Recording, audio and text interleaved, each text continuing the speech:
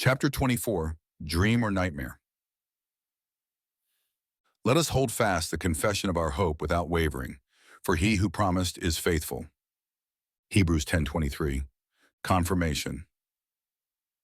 The sterile corridors of the morgue echoed with Kristen's determined footsteps. This was her third visit in as many weeks, each time armed with the same unshakable conviction. Wade was alive. As she approached the desk, the clerk's face softened with recognition and pity. Dr. Kitzler, I'm sorry, but nothing's changed. Corporal Kovach's remains aren't here. Kristen nodded, her expression a mask of professional detachment. I understand, thank you.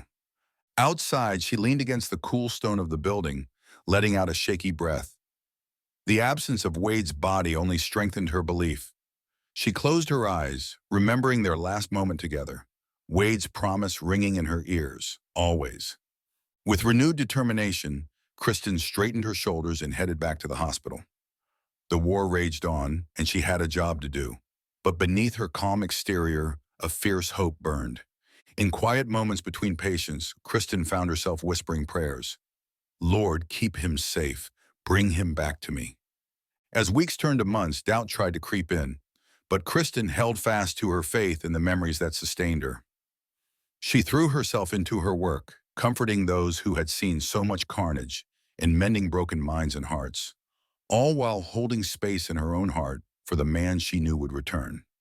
Always, she whispered, each night before sleep claimed her. It was a promise, a prayer, and a declaration of unwavering love. Whatever battles Wade was fighting, whatever secrets kept them apart, Kristen knew one thing with absolute certainty. Their story was far from over. Deceptive calm. The aroma of perfectly grilled steak wafted through the air as Wade savored each bite, still marveling at the stark contrast between his current surroundings and the rustic boot camp on Carthus 7. The administrative staff at Ranger School had welcomed him with unexpected warmth, their efficiency tinged with a genuine friendliness that felt almost surreal after weeks of secrecy and tension.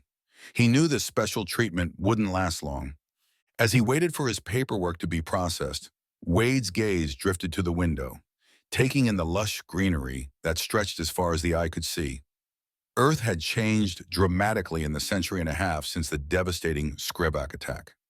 The scorched earth tactics employed by the aliens had razed cities to the ground, slashing the global population from 8 billion to a mere 1 billion souls, now scattered primarily across rural landscapes.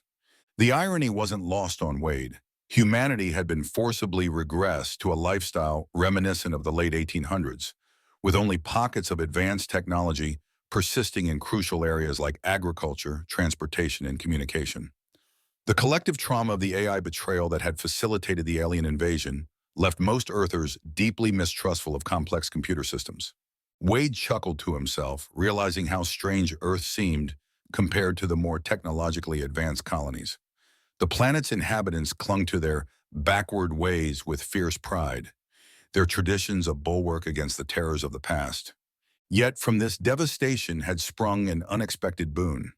Free from centuries of industrial pollutants and harmful agricultural practices, Earth's soil had rejuvenated. The planet now stood as one of the most fertile in the entire Confederacy, its economy revolving primarily around agriculture and the export of organic materials to resource-hungry colonies. As Wade shouldered his duffel bag and made his way to the barracks, he couldn't help but feel a sense of nostalgia. All the changes, including his new identity, felt like he had stepped back in time, an epic he had read about in high school history books.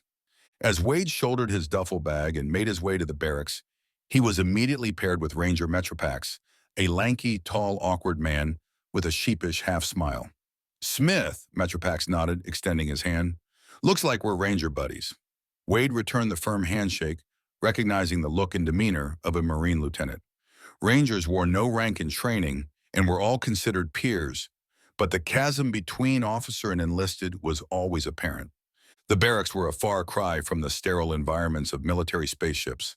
The scent of polished wood and fresh linens filled the air as Wade and Metropax claimed adjacent bunks, tossing their duffels down in unison. Around them, other Ranger pairs were settling in, their faces a mix of excitement and apprehension. The rhythmic sound of footsteps drew everyone's attention. A barrel-chested ranger instructor strolled casually down the center aisle, his posture relaxed yet commanding. He sported a form-fitting black t-shirt, emblazoned with a large gold ranger tab on the front, and his white name tag proudly displayed above it. When he spoke, his voice was calm and almost friendly, belying the intensity of the training to come. "Welcome, Rangers," he announced, his gaze sweeping over the assembled Ranger students. "Get a good night's sleep. We'll get started at 0700 hours in the morning." As the instructor turned and exited the barracks, Metropax leaned over to Wade. "You've been through this before? You're a bat boy, right, I mean?" Metropax was referring to enlisted Rangers headed to an assignment in one of the Ranger battalions. Wade nodded slightly, and in a hushed tone, suppressing a chuckle, said, 0700, ha! Don't you believe it for a second." As they began unpacking their gear, Wade's thoughts drifted to Kristen. He wondered what she was doing, if she was safe, if she still believed in him. The weight of the promise reassuring him, "This is the woman you're going to marry," settled in his heart and mind as a source of strength. Tomorrow would bring challenges, that much was certain. Wade pulled the sheets tight and folded 6 inches over the blanket at the head, perfectly made to military standards. He carefully lay on top of the blanket and sheets, fully dressed and ready to move on a moment's notice. He knew better than to get between the sheets. There would be no time to get dressed, let alone make his bed to pass inspection. As Wade lay on his bunk, listening to the quiet rustling of his fellow Rangers settling in for the night, he warned Metropax and those closest to him to do as he had done. The lieutenant was eager to follow Wade's lead. A few others took his advice. But most bunked up like they were at Boy Scout camp. Confident he was ready for the morning's festivities, he felt a sense of purpose ignite within him. This was his path forward, to become a Ranger, to serve, and ultimately to find his way back to Kristen.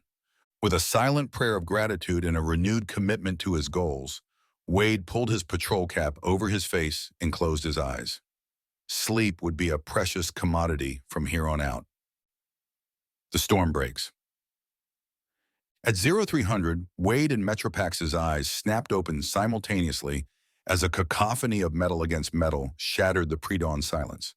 They were on their feet before the trash can finished its thunderous journey down the center aisle. This was the start of what would be the most grueling week of many Rangers' lives. Chaos erupted as Ranger instructors, RIs, burst into the barracks, their voices a tempest of commands and reprimands. "Get out! Get on the street now!" they bellowed, leaving no room for hesitation or questions. "Stay close, Metro," Wade muttered as they moved through the chaos. The buddy system was already proving its worth. While other Rangers stumbled alone in confusion, Wade and Metropax quickly navigated their way through the maelstrom and found their positions in formation. There was no time for niceties.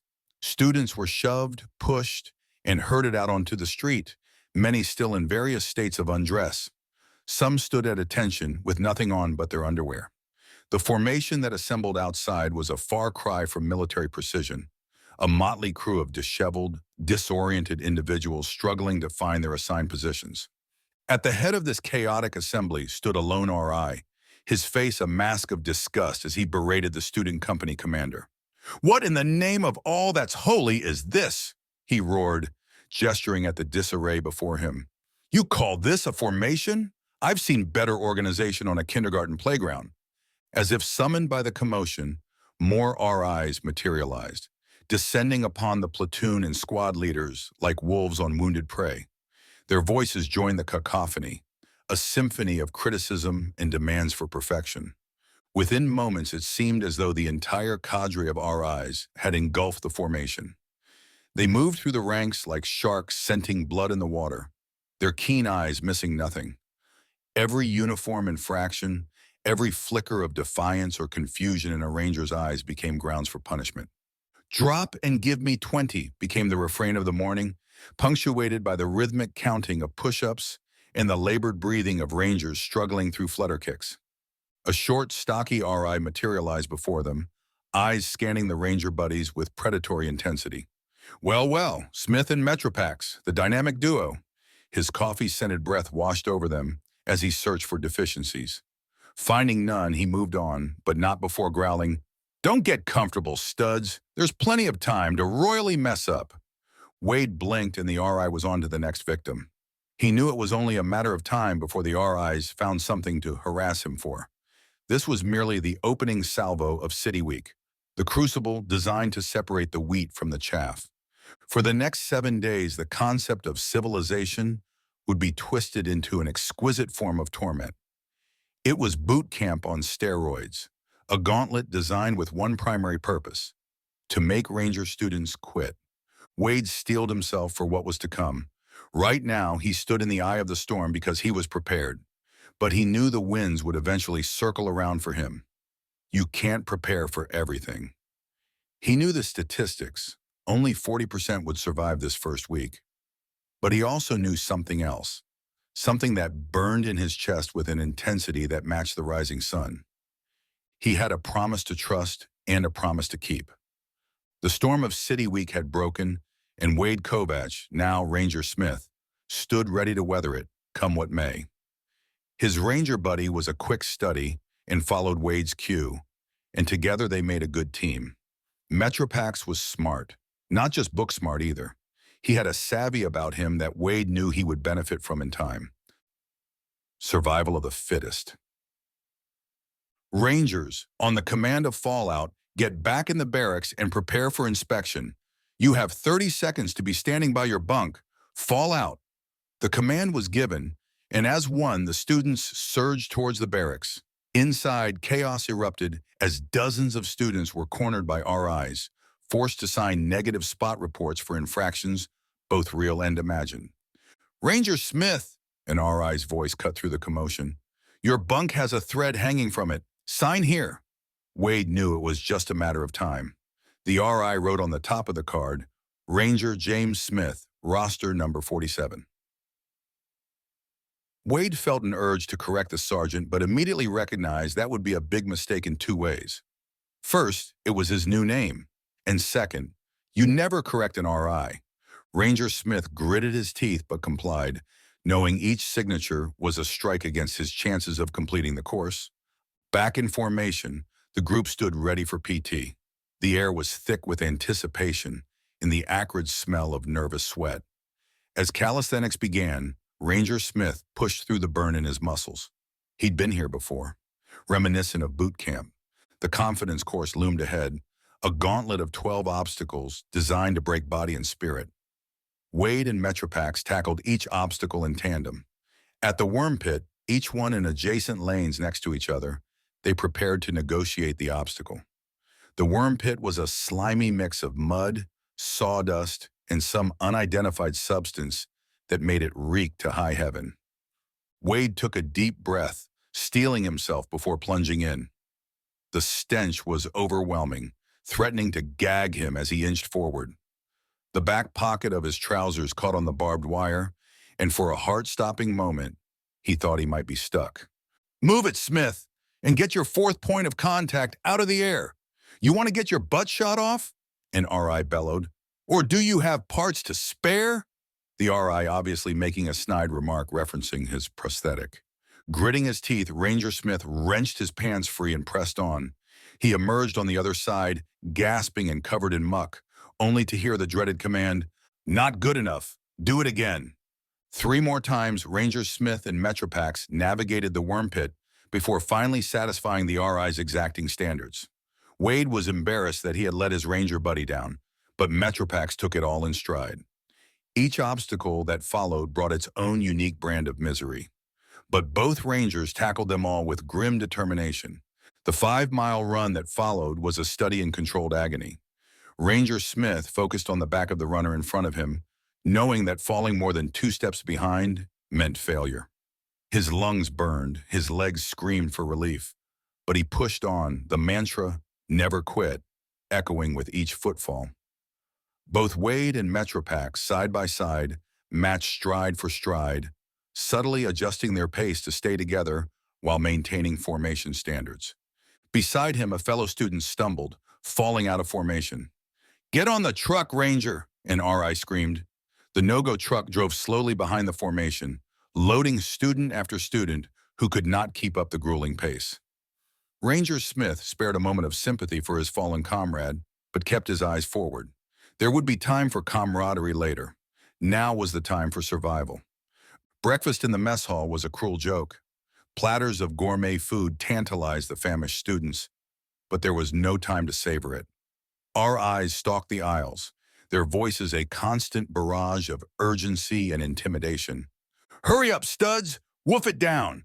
We got some bugs that need killing and your chow is slowing me down. Ranger Smith shoveled food into his mouth mechanically, barely tasting it. Across the table, he saw a student attempt to pocket a roll. The RI's response was swift and merciless. Thinking of saving that for later, sunshine? Get down and give me 50 push-ups. Sign this major unsat spot report. Now get out of my sight. The day continued in a brutal parade of challenges. Marine martial arts training left them battered and bruised.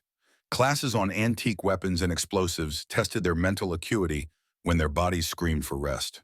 The principles of patrolling, drilled into their heads with relentless repetition, were adhered to with almost religious fervor. As 2100 hours approached, Ranger Smith felt a glimmer of relief. Showers in bed beckoned, promising a brief respite from the day's torments.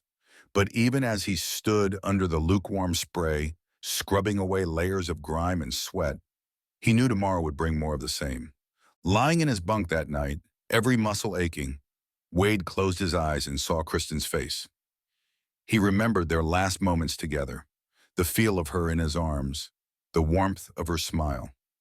It seemed a lifetime ago, but the memory gave him strength. He prayed quietly to himself, Father, you have a plan and I have your promise. I will stay the course. Give me strength and protect me from all that could go wrong. I believe you're right here with me every step of the way. And Lord, please be with Kristen and give her faith in you and in me. Sleep claimed Wade as Ranger Smith could be set aside until tomorrow. Rugged resilience. As Ranger Smith acclimated to Ranger School's brutal routine, he marveled at its anachronistic nature. Despite being 350 years in the future, the Marine Corps had steadfastly preserved the training methods of the late 20th century. This dedication to tradition was both a point of pride and a constant challenge. The school's history resonated through every aspect of training. Founded in 1951 during the Korean War, it had always emphasized leadership development over pure tactical proficiency. This philosophy endured, with instructors pushing students to their limits to forge resilient leaders. During patrolling tactics classes, Smith found himself transported to another era. The instructors used terminology that seemed pulled directly from 1980s field manuals. Despite centuries of technological advancement, the fundamentals of small unit tactics remained surprisingly relevant. One morning, Wade had finished personal hygiene with 10 precious minutes before formation. Rather than being idle, he spotted a manual push mower against the barracks and began trimming scattered grass between pine needles and bare ground. An RI approached, barking, "Ranger, what on earth are you doing?" Wade's mind scrambled. "Mowing the grass, Sergeant." "Well, there's some grass that needs attention, but mostly you're mowing dirt. Sign here, Ranger." Wade's face fell as he withdrew his antiquated government-issue pen. Expecting the worst, to his surprise, it was a major positive spot report, nullifying his previous negative. "Good initiative, Ranger," the RI growled. "Keep it up, Smith." Wade replaced the mower and double-timed to formation. At chow, another lavish meal awaited them. They salivated at the prospect of even a small taste before being rushed out. Their last meal using tables and chairs was behind them. The Ranger First Sergeant waited outside the DFAC, bellowing, "Since you Rangers think you're on a cruise ship taking your sweet time, rules have changed. File in the front, out the back. Whatever you eat on the way is yours, but you will not sit, stop, or even blink in my mess hall. Is that clear?" Rangers filed past servers, grabbing food with their hands. No time for utensils. They gorged themselves, cramming their cheeks full before reaching the exit. Wade managed a decent amount, with just a banana remaining. Peeling it while holding a tray proved challenging, but he stuffed the whole thing in his mouth at the cleaning station. Still struggling to swallow, he faced an RI at the exit. "What's in your mouth, Ranger?" Wade could only mumble, "Nana? Drop and give me 50, Ranger Smith." Wade and Metropax immediately dropped into the prone and started knocking out push-ups.